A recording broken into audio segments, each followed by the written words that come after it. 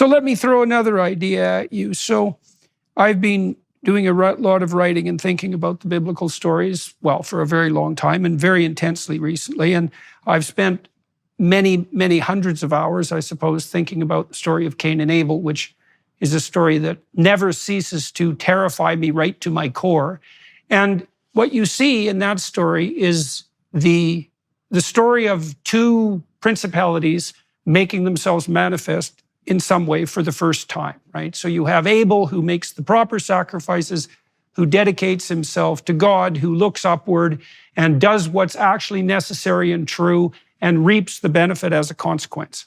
And then you have Cain, who, he's not so much into the sacrifice thing, and his sacrifices are second rate, and he's trying to pull the wool over the eyes of God, and that doesn't work out very well. And so then he calls God on God's misbehavior and says to him, I don't know what sort of cosmos you think you've hacked together here, but I'm busting myself in pieces and all I get is misery. Why don't you straighten yourself up? And God says, well, if you did things properly, things would probably go okay for you. And that makes Cain murderously angry and envious and resentful and bitter and cynical. And so then he goes and kills Abel. And I think that's exactly what's happening today, is that what we point to as Marxism is just the most recent rational manifestation of the eternal spirit of Cain.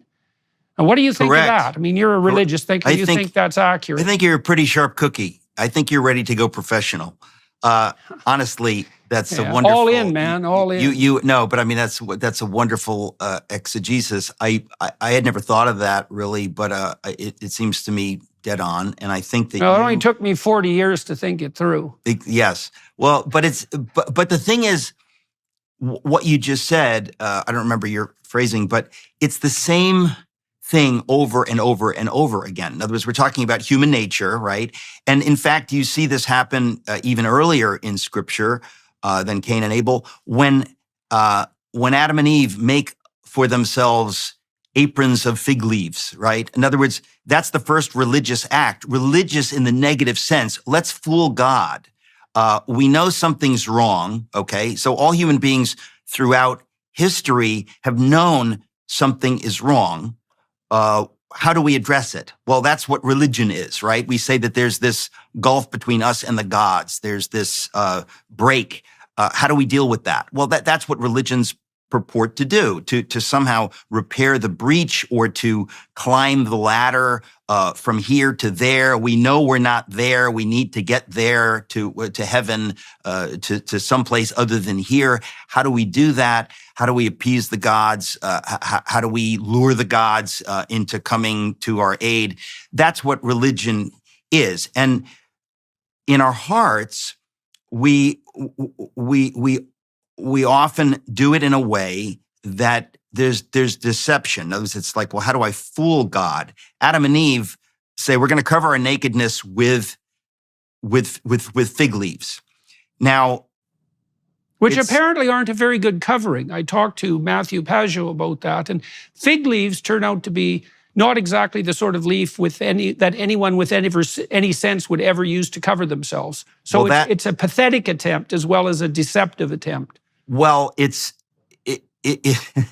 I didn't know that, nor is it relevant. But since it's your show, we're going to let that ride.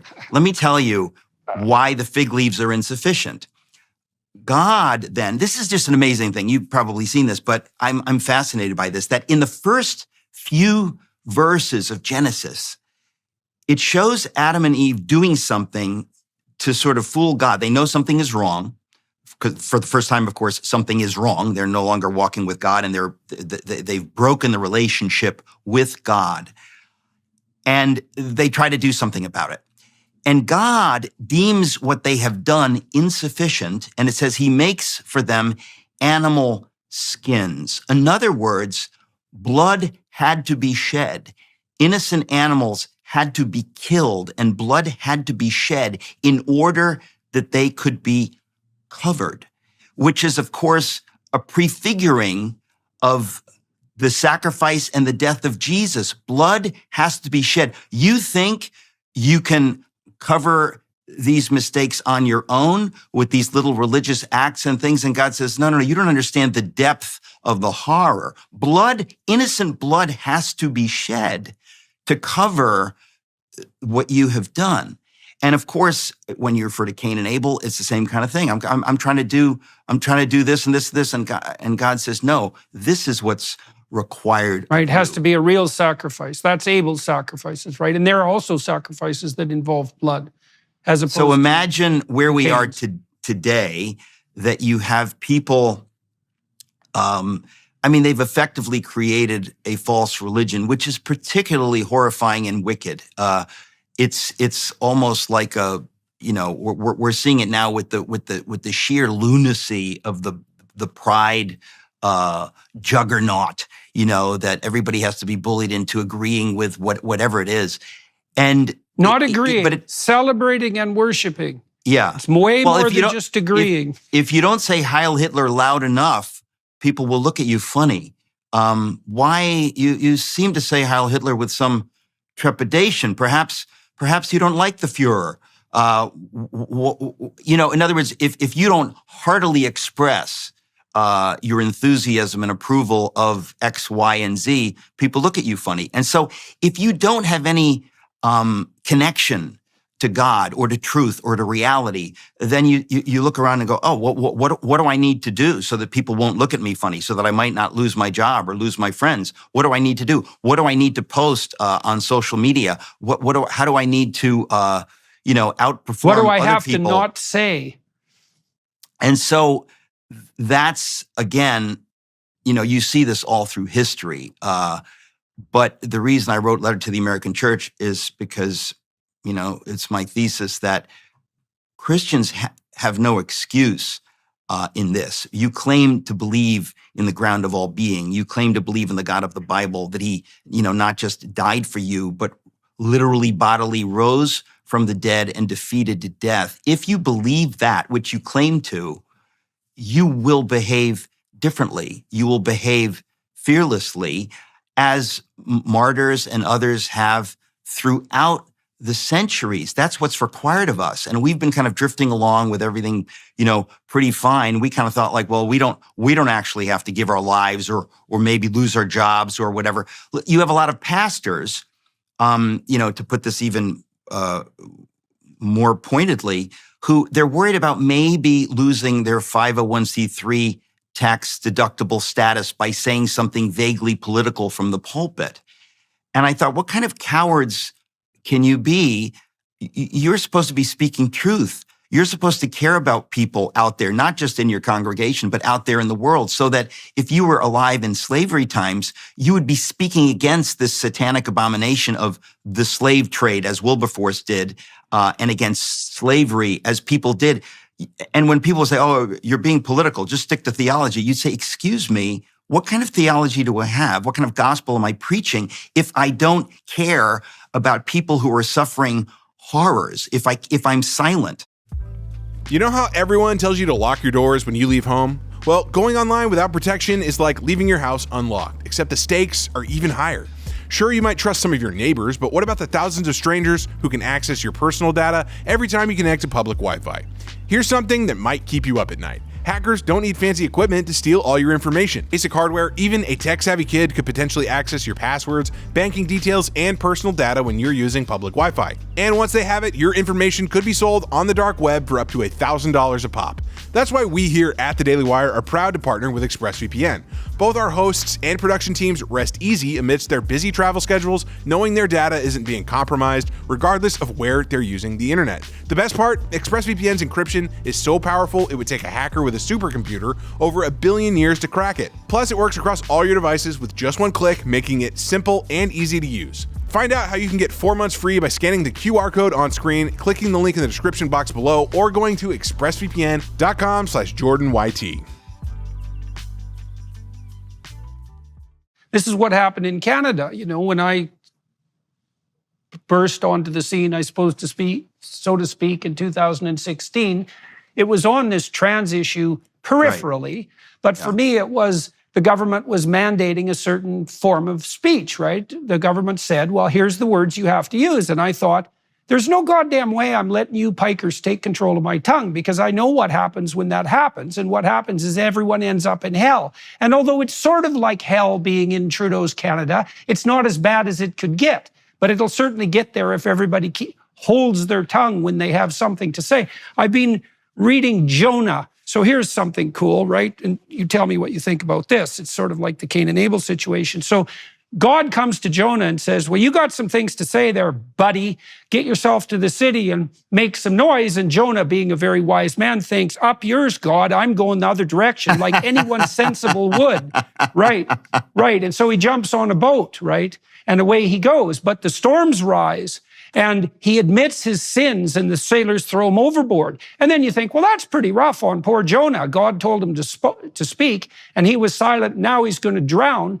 And then you read and you think, oh, well, drowning would have been real good for Jonah, because the next thing that happens is the worst possible creature from the darkness of the abyss comes up and pulls him to the bottom of reality itself, where he cooks away for 3 days. And so you don't just end up in the damn water, you end up in hell if you shut your mouth when you have something to say. You've just given it a vaguely Jungian gloss, which I will pretend not to notice. Honestly, these stories, I mean,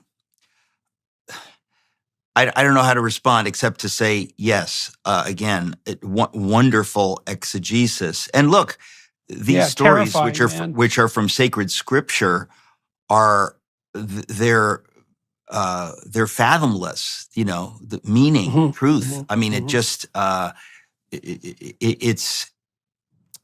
I run a series. A conversation series called Socrates in the City. And the idea is Socrates, being Greek, I had to name it Socrates in the City, but Socrates said the unexamined life is not worth living.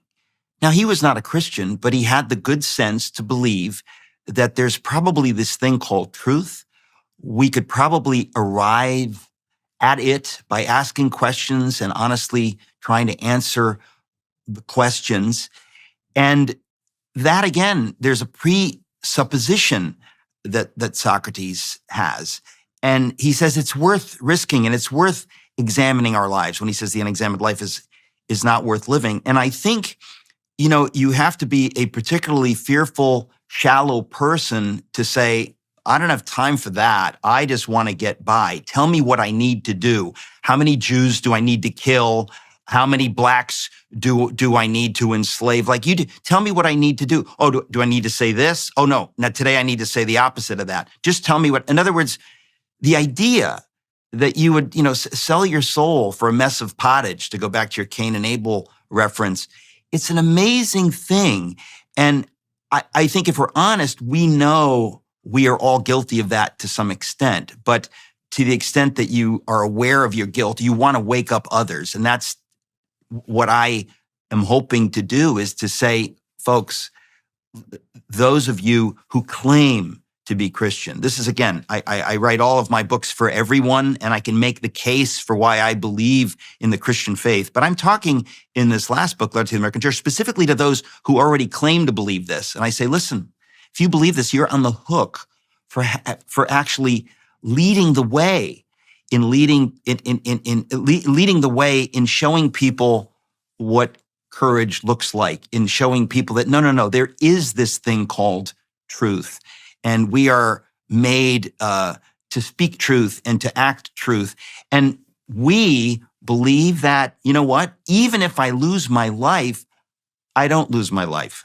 But, Bonhoeffer famously, when he was being led to the gallows, he knew that, he says, this is the end, but for me, the beginning of life. If you know that Jesus has risen from the dead, you know that this is not all there is. You're going to live dramatically differently than someone who's scared to death of dying.